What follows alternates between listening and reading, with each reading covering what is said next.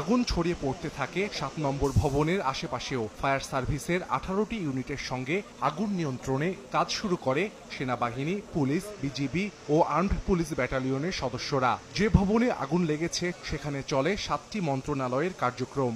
Electrical short circuit হতে পারে, এটা তো হয়তো পরে বোঝা যাবে। ফায়ার সার্ভিস তো কাজ করছে, আমাদের যৌথ বাহিনী আছে ভিতরে, রমনার উপ পুলিশ কমিশনার আছেন, তার নেতৃত্বে পুলিশের টিম আছে।